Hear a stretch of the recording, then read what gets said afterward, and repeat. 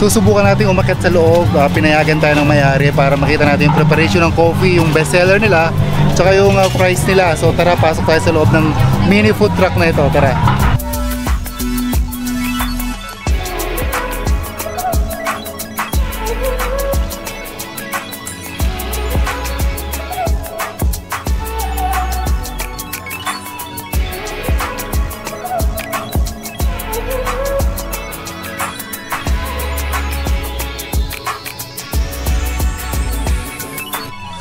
So titikman natin yung bestseller nila na iced coffee, original lang, plain, with milk lang, and yung kanilang fries. Isa sa mga patok na paninda ng sip and fries to.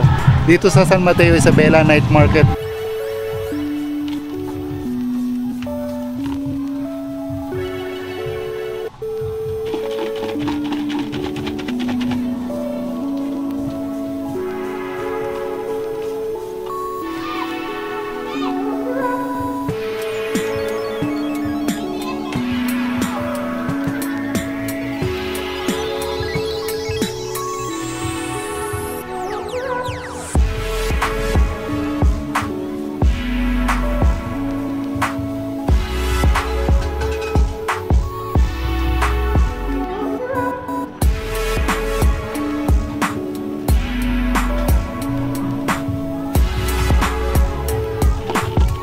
So ito yung overloaded fries nila, of course kasama ng iced coffee yan.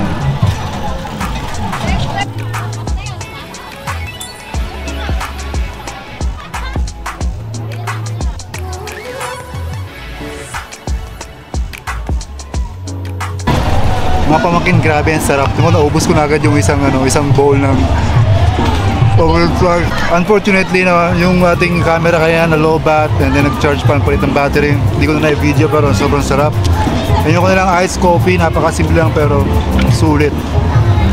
One big bowl of overload fries and iced coffee. Skip and fries. Sarap. Napaka-refreshing ng coffee nila. Iced coffee lang to.